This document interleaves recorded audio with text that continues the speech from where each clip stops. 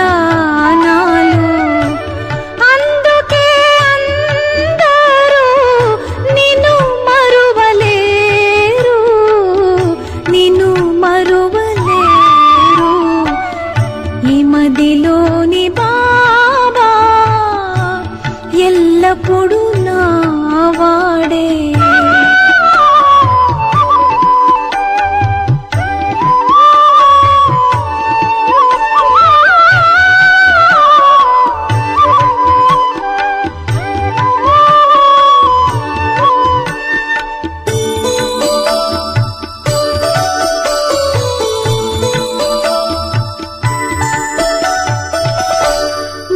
జీవితాన్ని తీర్చిదిద్దావు,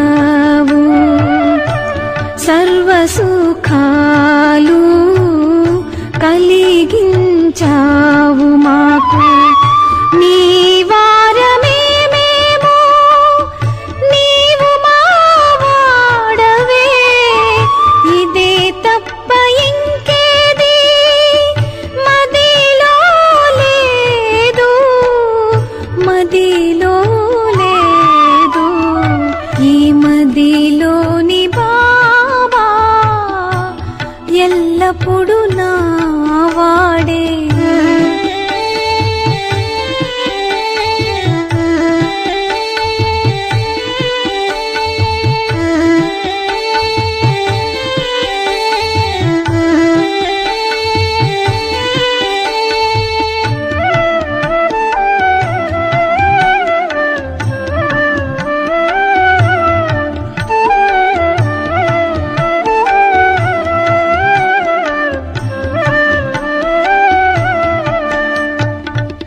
గుణాలతో నీవు మము విభూషిస్తావు, మహిమల మాల వేస్తావు మెడలో.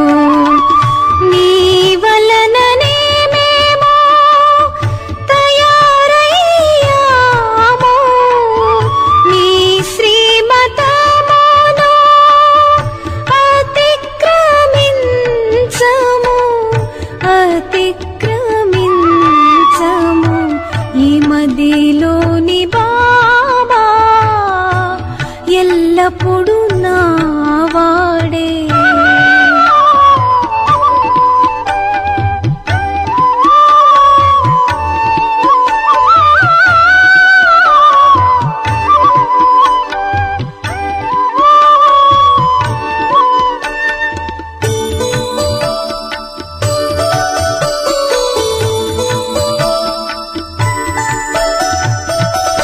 మాకు గౌరవమునిచ్చి ఉన్నతంగా చేశావు, హృదయ సింహాసనముపై అధిష్ఠింపజేశావు. మాకు సంతోషమయ జీవితాన్నిచ్చేవాడవు. నీ విశేషతలను ఎలా కొనియాడము, ఎలా కొనియాడము. ఈ మదిలోని బాబా ఎల్లప్పుడూ నా వాడే. నీ స్మృతి ఇస్తుంది మహదానందం, మహదానందం. లభించే శక్తులు యుక్తులు సర్వ ఖజానాలు. అందుకే అందరూ నిన్ను మరువలేరు, నిన్ను మరువలేరు. ఈ మదిలోని బాబా ఎల్లప్పుడూ నా వాడే. ఈ మదిలోని బాబా ఎల్లప్పుడూ నా వాడే. ఈ మదిలోని బాబా ఎల్లప్పుడూ నా వాడే. ఈ మదిలోని బాబా ఎల్లప్పుడూ నా ఓం శాంతి. మధురమైన పిల్లలారా, ఈ సమయంలో నిరాకార తండ్రి సాకారంలోకి వచ్చి మనల్ని అలంకరిస్తారు, ఒంటరిగా కాదు. ప్రశ్న: పిల్లలు, మీరు స్మృతి యాత్రలో ఎందుకు కూర్చుంటారు? జవాబు: ఎందుకంటే ఈ స్మృతి ద్వారానే మనకి దీర్ఘాయువు లభిస్తుంది, నిరోగులుగా అవుతామని మీకు తెలుసు. స్మృతి చేయడం ద్వారానే మన పాపాలు నశిస్తాయి, మనము సత్యమైన బంగారంగా అవుతాము. ఆత్మలో ఏర్పడిన రజోతమో మలినాలు తొలగిపోతాయి, ఆత్మ స్వచ్ఛంగా కంచనంగా తయారవుతుంది. స్మృతి ద్వారానే మీరు పావన ప్రపంచానికి అధికారులుగా అవుతారు, మీరు అలంకరించబడతారు, మీరు గొప్ప ధనవంతులుగా అవుతారు. ఈ స్మృతియే మిమ్మల్ని పదమాపదం భాగ్యశాలులుగా చేస్తుంది. ఓం శాంతి. ఆత్మీక పిల్లలకు ఆత్మీక తండ్రి అర్థం చేయిస్తూ ఉన్నారు. ఇక్కడ కూర్చొని మీరు ఏం చేస్తూ ఉన్నారు? కేవలం నిశ్శబ్దంగా కూర్చోలేదు, అర్ధసహితంగా జ్ఞానమయ స్థితిలో కూర్చొని ఉన్నారు. తండ్రిని మనం ఎందుకు స్మృతి చేస్తామో పిల్లలు మీకు తెలుసు. ఆ తండ్రి మనకు దీర్ఘాయువుని ఇస్తారు. తండ్రిని స్మృతి చేసినందున మన పాపాలు నశిస్తాయి, మనము సత్యమైన బంగారంగా సతో ప్రధానంగా అవుతాము. మీకు ఎంతో మంచి అలంకారం జరుగుతుంది, మీ ఆయువు వృద్ధి అవుతుంది, మీ ఆత్మ కంచనంగా అవుతుంది. ఇప్పుడు ఆత్మలో మలినాలు చేరి ఉన్నాయి. స్మృతి యాత్ర ద్వారా రజోతమో గుణాల ఆ మలినమంతా తొలగిపోతుంది. మీరు ఇంతగా లాభపడతారు, ఆయుష్ వృద్ధి చెందుతుంది, మీరు స్వర్గవాసులుగా అవుతారు, చాలా గొప్ప ధనవంతులుగా అవుతారు, మీరు పదమాపదం భాగ్యశాలులుగా అవుతారు. అందుకే తండ్రి చెప్తూ ఉన్నారు, మన్మనాభవ మామేకం యాద్ కరో, అంటే నన్నొక్కరినే స్మృతి చేయండి. ఏ దాహదారి కొరకు ఇలా చెప్పరు. తండ్రికి శరీరమే లేదు, మీలోని ఆత్మలు కూడా నిరాకారమే కదా. పునర్జన్మలు తీసుకుంటూ పారస్ బుద్ధిగా ఉన్న ఆత్మ రాయి బుద్ధిగా అయిపోయినాము. ఇప్పుడు మళ్ళీ కంచనంగా అవ్వాలి. ఇప్పుడు మీరు పవిత్రంగా అవుతూ ఉన్నారు. జన్మాంతరాలుగా నీటితో స్నానం చేశారు. ఈ స్నానాల ద్వారా పావనంగా అవుతామని అనుకున్నారు. కానీ పావనంగా అయ్యేందుకు బదులు ఇంకా పతితులై నష్టపోయారు. ఎందుకంటే ఇది అయినదే అసత్యపు మాయ. అందరికీ అసత్యం చెప్పే సంస్కారం అయిపోయింది. తండ్రి చెప్తూ ఉన్నారు, నేను మిమ్మల్ని పావనంగా చేసి వెళ్తాను. మళ్ళీ మిమ్మల్ని పతితులుగా చేసేదెవరు? ఇప్పుడు మీరు ఫీల్ చేస్తూ ఉన్నారు కదా, ఎన్నో గంగా స్నానాలు చేస్తూ వచ్చారు, కానీ పావనంగా అవ్వలేదు. పావనంగా అయ్యి పావన ప్రపంచంలోకి వెళ్ళాలి. శాంతిధామము, సుఖధామము పావనధామాలు. ఇది రావణ ప్రపంచము, దీనిని దుఃఖధామమని అంటారు. ఇది సులభంగా అర్థం చేసుకునే విషయం కదా. ఇందులో ఏ కష్టమూ లేదు, ఇతరులకు వినిపించేందుకు కూడా కష్టమేదీ లేదు. ఎవరినైనా కలిసినప్పుడు కేవలం స్వయాన్ని ఆత్మగా భావించి అనంతమైన తండ్రిని స్మృతి చేయమని చెప్పండి. ఆత్మల తండ్రి పరంపిత పరమాత్మ శివుడు. ప్రతి ఒక్కరి శరీరానికి తండ్రి వేరువేరుగా ఉంటారు. ఆత్మలందరికీ తండ్రి ఒక్కరే. ఎంతో మంచి రీతిగా అర్థం చేయిస్తూ ఉన్నారు. అది కూడా హిందీలోనే అర్థం చేయిస్తారు. హిందీ భాషనే ముఖ్యమైనది. పదమాపదం భాగ్యశాలులని దేవతల్ని అంటారు కదా. మీరు ఎంతో భాగ్యశాలీలు. మీరు స్వర్గానికి అధికారులుగా ఎలా అయ్యారో ఎవరికీ తెలియదు. ఇప్పుడు మీకు తండ్రి వినిపిస్తూ ఉన్నారు. సహజ రాజయోగం ద్వారా పురుషోత్తమ సంగమ యుగంలోనే ఇలా అవుతారు. ఇప్పుడు ఇది పాత కొత్త ప్రపంచాల సంగమం. మళ్ళీ మీరు నూతన ప్రపంచానికి అధికారులుగా అవుతారు. తండ్రి చెప్తూ ఉన్నారు, కేవలం 2 పదాలు అర్థసహితంగా స్మృతి చేయండి. గీతలో మన్మనాభవ అనే పదం ఉన్నది. పదమనేమో చదువుతాము, కానీ దాని అర్థం బొత్తిగా తెలియదు. తండ్రి చెప్తూ ఉన్నారు, నన్ను స్మృతి చేయండి. ఎందుకంటే నన్నొక్కరినే స్మృతి పతిత పావనుడను అంటారు. ఈ విధంగా ఇతరులెవ్వరూ చెప్పలేరు. నన్ను స్మృతి చేస్తేనే మీరు పావనంగా అయ్యి పావన ప్రపంచంలోకి వెళ్ళిపోతారని తండ్రి ఒక్కరు మాత్రం చెప్తూ ఉన్నారు. మొట్టమొదట మీరు సతో ప్రధానంగా ఉండేవారు. తర్వాత పునర్జన్మలు తీసుకుంటూ తమో ప్రధానంగా అయ్యారు. ఇప్పుడు 84 జన్మల తర్వాత మళ్ళీ మీరు నూతన ప్రపంచంలో దేవతలుగా అవుతారు. రచయిత మరియు రచన రెండిటి గురించి మీకు తెలుసుకున్నారు. అందుకే ఇప్పుడు మీరు ఆస్తికులుగా అయ్యారు.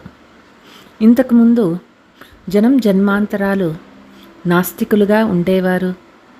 తండ్రి వినిపించే ఈ విషయాలు ఇతరులెవ్వరికీ తెలియవు. ఎక్కడికైనా వెళ్ళండి, ఎవరు మీకు ఈ విషయాలు వినిపించరు. ఒకవేళ చెప్పినా ఈ విషయాలు ఎవ్వరూ ఎక్కడా వినిపించలేరు. ఇప్పుడు 2 తండ్రులు కలిసి మిమ్మల్ని అలంకరిస్తూ ఉన్నారు. మొట్టమొదట తండ్రి ఒంటరిగా ఉండేవారు, శరీరం లేకుండా ఉండేవారు. పైన కూర్చొని మిమ్మల్ని అలంకరించలేరు. 1, 2 కలిస్తే 12 అవుతుంది అని అంటారు కదా. పోతే ప్రేరణ లేక శక్తి మొదలైనవి ఏవీ లేవు. పైనుండి మిమ్మల్ని అలంకరిస్తారు. బాబా మనల్ని సుఖధామానికి తీసుకువెళ్తున్నారనే అర్థం కూడా చేసుకుంటారు. డ్రామా ప్లాన్ అనుసారము బాబా బంధితులై ఉన్నారు. వారికి డ్యూటీ లభించింది. ప్రతి 5000 సంవత్సరాల తర్వాత పిల్లలు మీ కొరకు వస్తారు. యోగబలం ద్వారా మీరు కంచనంగా అవుతారు. ఆత్మ మరియు శరీరము 2 కంచనంగా అవుతాయి. మళ్ళీ చీచీగా అవుతాము. ఈ పురుషార్థం ద్వారా మేము ఈ విధంగా అలంకరించబడిన వారిగా అవుతామని మీరు సాక్షాత్కారంలో చూస్తారు. అక్కడ చెడు దృష్టి ఉండదు. అది కూడా అవయవాలన్నీ దాచబడి ఉంటాయి. ఇక్కడ చూడండి, రావణరాజ్యంలో చీచీ మాటలు నేర్చుకుంటారు. లక్ష్మీనారాయణుల వస్త్రాలంకరణ మొదలైనవి ఎంత బాగున్నాయో చూడండి. ఇక్కడ అందరూ దేహాభిమానంలో ఉన్నారు. వారిని దేహాభిమానులని అనరు. వారిది సహజ సౌందర్యము. తండ్రి మిమ్మల్ని ఇంత సహజ సుందరంగా చేస్తూ ఉన్నారు. ఈ రోజుల్లో అసలు నగలు ఎవరూ ధరించలేరు. ఎవరైనా ధరిస్తే వారిని దోచుకుంటారు. అక్కడైతే ఇటువంటి మాటలు ఉండవు. అటువంటి తండ్రి మీకు లభించారు. కానీ ఇతరులు లేకుండా మీరు అలా అవ్వలేరు. మేము శివబాబా నుండి డైరెక్ట్గా వారసత్వం తీసుకుంటామని చాలామంది అంటారు. కానీ వారు ఎలా ఇస్తారు? నేరుగా అడిగి ప్రయత్నం చేయండి, లభిస్తుందేమో చూడండి. మేము శివబాబా నుండి వారసత్వం తీసుకుంటామని చాలామంది అంటారు. బ్రహ్మను అడిగే అవసరమేముందని అంటారు.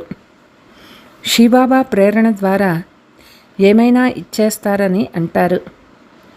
మంచి పాత పిల్లలను కూడా మాయ ఇలా కాటేస్తుంది. ఒక్కరినే అంగీకరిస్తారు. అయితే ఒంటరిగా ఏం చేస్తారు? నేను ఒక్కరినే ఎలా వస్తానని తండ్రి అంటూ ఉన్నారు. నోరు లేకుండా ఎలా మాట్లాడగలను? నోటికి గాయనం ఉంది కదా. గోముఖం నుండి అమృతం తీసుకునేందుకు ఎన్నో దెబ్బలు తింటారు. శ్రీనాథ్ ద్వారానికి వెళ్ళి దర్శనం చేసుకుంటారు. కానీ దర్శనం వలన ఏం లభిస్తుంది? దానిని భూత పూజ అని అంటారు. వాటిల్లో ఆత్మ లేనే లేదు. కేవలం పంచతత్వాలచే చేయబడిన బొమ్మ, అనగా మాయను స్మృతి చేయడమే. పంచతత్వాలంటే ప్రకృతి కదా. వాటిని స్మృతి చేస్తే ఏమొస్తుంది? అందరికీ ప్రకృతి ఆధారం ఉండనే ఉన్నది. కానీ అక్కడ సతో ప్రధాన ప్రకృతి ఉంటుంది, ఇక్కడ తమో ప్రధాన ప్రకృతి. తండ్రి సతో ప్రధాన ప్రకృతి శరీరాన్ని ఎప్పుడూ తీసుకోరు. ఇక్కడ సతో ప్రధాన ప్రకృతి శరీరం లభించదు. తండ్రి చెప్తూ ఉన్నారు, ఈ సాధువులు సన్యాసీలు అందరినీ నేనే ఉద్ధరించాల్సి వస్తుంది. నేను నివృత్తి మార్గంలో రానే రాను. ఇది అయ్యిందే ప్రవృత్తి మార్గము. అందరికీ చెప్తూ ఉన్నాను, పవిత్రంగా అవ్వండి. అక్కడ నామరూపాలన్నీ మారిపోతాయి. ఈ నాటకం ఎలా తయారైందో గమనించమని తండ్రి చెప్తూ ఉన్నారు. ఒకరి రూపురేఖలు మరొకరితో కలవ్వు. ఇన్ని కోట్ల మంది ఉన్నారు. అందరి రూపాలు, ముఖ కవళికలు వేరుగా ఉంటాయి. ఎంత ప్రయత్నించినా ఒకరి రూపురేఖలు మరొకరితో కలవ్వు. దీన్ని ప్రాకృతికము అద్భుతమని అంటారు. స్వర్గాన్ని అద్భుతమని అంటారు కదా. ఎంత శోభాయమానంగా ఉంటుంది. మాయ యొక్క అద్భుతాలు. తండ్రిది ఒకే అద్భుతం. త్రాసులో ఆ అద్భుతాలు ఒకవైపు, ఈ ఒక్క అద్భుతం రెండవ వైపు ఉంచిన ఇదే భారంగా ఉంటుంది. ఒకవైపు జ్ఞానము, ఒకవైపు భక్తిని ఉంచండి. జ్ఞానం వైపే తూగుతుంది. భక్తి నేర్పించేవారు అనేక మంది ఉన్నారు. జ్ఞానం ఇచ్చేది ఒక్క తండ్రి మాత్రమే. తండ్రి కూర్చొని పిల్లలకు చదివిస్తూ ఉన్నారు, అలంకరిస్తూ ఉన్నారు.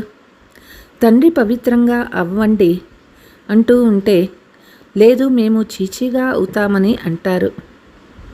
గరుడ పురాణంలో కూడా విషయ వైతరణి నదిని చూపిస్తారు కదా. తేలు, మండ్రకప్ప, సర్పము మొదలైనవి ఒకదానిని ఒకటి కాటేసుకుంటూ ఉంటాయి. తండ్రి చెప్తూ ఉన్నారు, మీరు ఎంత అనాథులుగా అయిపోయారు. పిల్లలు మీకు మాత్రమే తండ్రి అర్థం చేయిస్తారు. బయట వారికి ఇలా నేరుగా చెప్తే వారు కోప్పడతారు. చాలా యుక్తిగా అర్థం చేయించాల్సి ఉంటుంది. చాలామంది పిల్లలకు మాట్లాడేది కూడా తెలియదు. చిన్న పిల్లలు పూర్తి అమాయకులుగా ఉంటారు. అందుకనే వారిని మహాత్ములని అంటారు. మహాత్ముడైన కృష్ణుడెక్కడ? నివృత్తి మార్గంలోని సన్యాసులు అనబడే మహాత్ములెక్కడ? నివృత్తి మార్గం వారు మహాత్ములని పిలువబడతారు. ఇది ప్రవృత్తి మార్గము. అక్కడ ఎప్పుడూ భ్రష్టాచారాలతో జన్మించరు. కృష్ణుణ్ణి శ్రేష్టాచారుడని అంటారు. ఇప్పుడు మీరు శ్రేష్టాచారులుగా అవుతూ ఉన్నారు. ఇక్కడ బాప్దాదా ఇరువురు కలిసి ఉన్నారని పిల్లలకి తెలుసు. మీరు మీకు తప్పకుండా బాగా అలంకరించుకుంటారు. వీరిని ఇంత బాగా అలంకరించిన వారి వద్దకు మేము కూడా వెళ్ళాలని అనుకుంటారు కదా. అందుకే మీరు ఇక్కడికి తాజాగా అయ్యేందుకు వచ్చారు. తండ్రి వద్దకు రావాలని మనస్సు ఆరాటపడుతుంది. పూర్తి నిశ్చయం ఉన్నవారు చంపినా ఏం చేసినా మేము ఎప్పుడూ తండ్రి జతనము వదలము అని అంటారు. కొంతమంది ఏ కారణం లేకుండా వదిలేస్తారు. ఇది కూడా నాటకంలో తయారయ్యే ఉంది. తండ్రికి విడాకులు ఇచ్చేస్తారు. మీరు రావణ వంశము వారని తండ్రికి తెలుసు. కల్పకల్పము ఇలాగే జరుగుతుంది. విడాకులు ఇచ్చిన వారిలో కొంతమంది మళ్ళీ వచ్చేస్తారు. తండ్రి చేతిని వదిలేస్తే పదవి తగ్గిపోతుందని అర్థం చేయిస్తారు. మేము ఎప్పటికీ ఇలాంటి తండ్రిని వదలమని సన్ముఖంలో ప్రతిజ్ఞ కూడా చేస్తారు. కానీ మాయా రావణ తక్కువైనవాడు కాడు.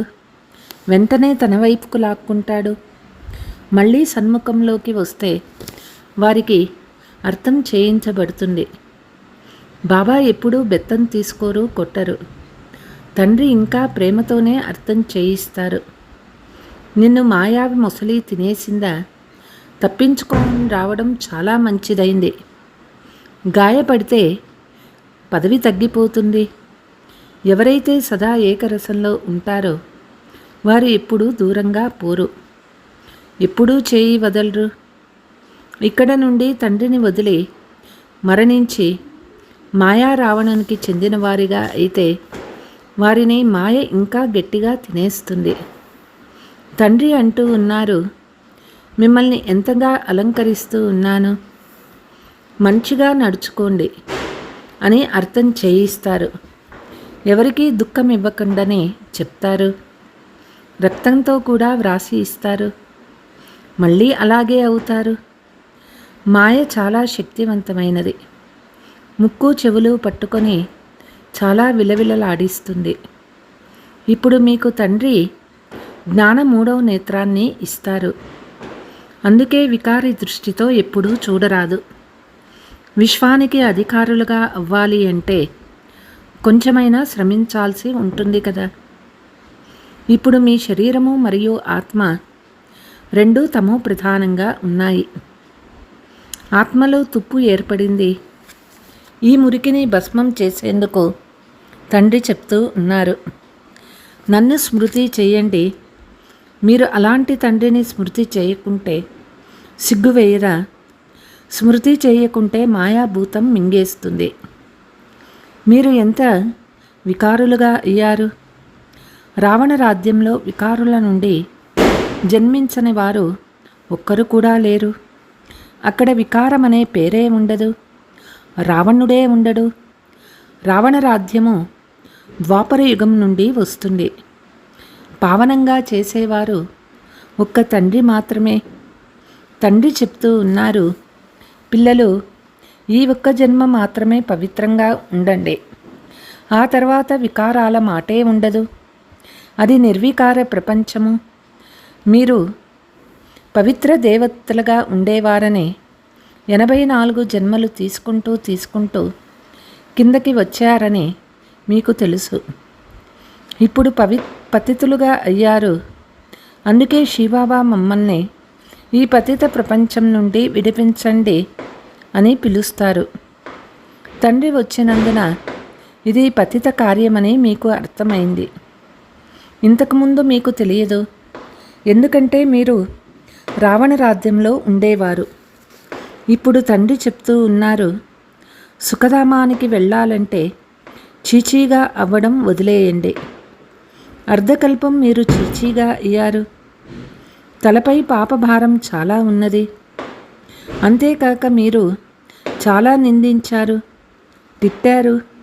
తండ్రిని తిట్టినందున పాపభారం చాలా పెరిగింది. అయితే ఈ పాత్ర కూడా డ్రామాలో ఉన్నది. ఆత్మలైన మీకు కూడా 84 జన్మల పాత్ర లభించింది. అది చేసే తీరాలి. ప్రతి ఒక్కరూ తమ తమ పాత్ర చేయాల్సిందే. అలాంటప్పుడు ఏడ్చేదెందుకు? సత్యయుగంలో ఎవ్వరూ ఏడవరు. జ్ఞానదశ పూర్తయినప్పుడు ఆ దేవతలే ఏడ్చుట, గుండెలు బాదులుకొంట ప్రారంభమవుతుంది. మోహజీత్ కథ కూడా మీరు విన్నారు. ఇది ఒక అసత్యపు దృష్టాంతము. కథగా తయారు చేశారు.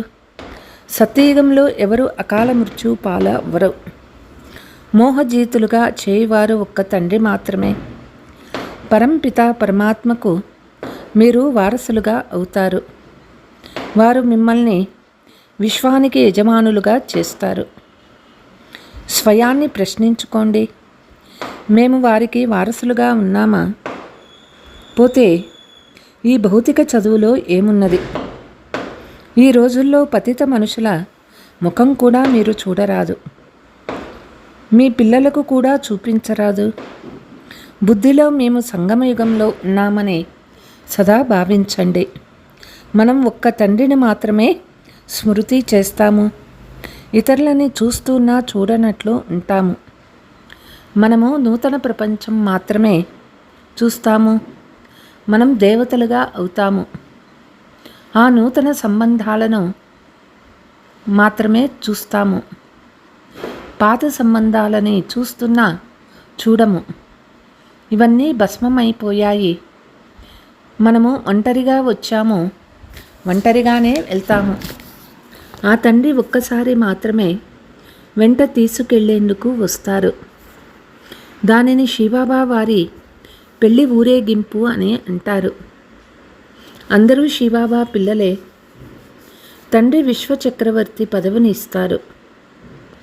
మానవుల్ని దేవతలుగా చేస్తారు. ఇంతకుముందు విషం కక్కేవారు ఇప్పుడు అమృతాన్ని వర్షిస్తున్నారు. अच्छा मीठे मीठे सिकीलते बच्चों प्रति माता पिता बाप दादा को याद प्यार और गुड मॉर्निंग. रूहानी बाप की रूहानी बच्चों को नमस्ते. हम रूहानी बच्चों की रूहानी माता पिता बाप दादा को याद प्यार गुड मॉर्निंग नमस्ते. धारणा స్వయాన్ని సంగమయుగ నివాసినని భావించి నడుచుకోవాలి. పాత సంబంధాలను చూడనట్లుండాలి. మేము ఒంటరిగా వచ్చాము, ఒంటరిగానే వెళ్ళాలని బుద్ధిలో ఉండాలి. ఆత్మ శరీరము రెంటిని కంచనంగా చేసేందుకు జ్ఞాన మూడో నేత్రము చూసే అభ్యాసం చేయాలి. అపవిత్ర దృష్టిని సమాప్తము చేయాలి. జ్ఞాన యుగాల ద్వారా స్వయాన్ని అలంకరించుకోవాలి. వరదానము మన్మనాభవుగా ఉండి అలౌకిక విధి ద్వారా మనోరంజనం జరుపుకునే బాప్ సమాన్ భవ. సంగమ యుగంలో స్మృతి చిహ్నాన్ని జరుపుకోవటం అంటే తండ్రి సమానంగా అవ్వటం. ఇది సంగమ యుగం యొక్క సుఖము. బాగా జరుపుకోండి, కానీ తండ్రితో మిలనం చేస్తూ జరుపుకోండి. కేవలం మనోరంజన రూపంలో కాదు. మన్మనాభవగా ఉంటూ మనోరంజనాన్ని జరుపుకోండి. అలౌకిక విధి ద్వారా అలౌకికత యొక్క మనోరంజనం అవినాశిగా అయిపోతుంది. సంగమ యుగంలో దీపావళి యొక్క విధి పాత ఖాతాను సమాప్తి చేయడం. ప్రతి సంకల్పము, ప్రతి గడియ కొత్తదిగా అంటే అలౌకికంగా ఉండాలి. పాత సంకల్పాలు, సంస్కారాలు, స్వభావాలు, నడవడిక ఇవన్నీ రావణుని అప్పు. దీనిని దృఢ సంకల్పంతో సమాప్తం చేయండి. స్లోగన్ మాటలను చూసేందుకు బదులుగా స్వయాన్ని మరియు బాబాని చూడండి. అచ్చా. ఓం శాంతి.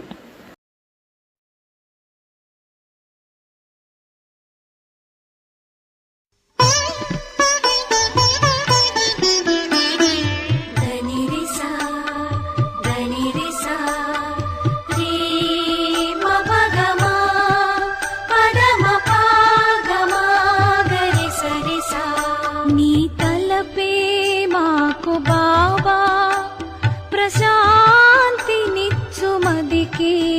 నీ తలపే మాకు బాబా ప్రశాంతినిచ్చు మదికి.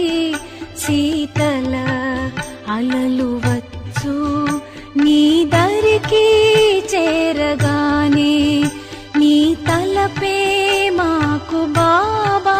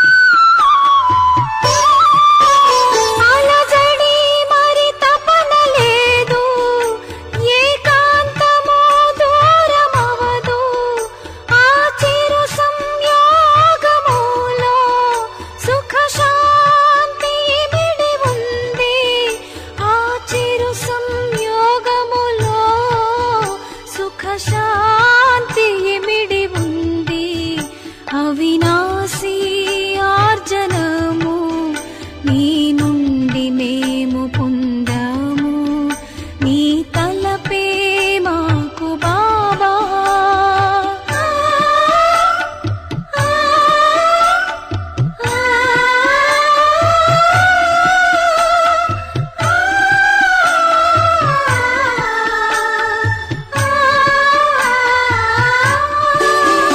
నిన్న గురించి లేదు చింత, రేపు గురించి లేదు భయము, ఎల్ల వేళలో శుభకరమే మాపై నీ దృష్టి ఉంటే, ఎల్ల వేళలో శుభకరమే మాపై నీ దృష్టి ఉంటే. భౌతిక లోకంలో ఎవరికి ఎచట తెలపాలి, నీ తలపే మాకు బాబా. ప్రశాంతినిచ్చు మదికి నీ తలపే మాకు బాబా. ప్రశాంతి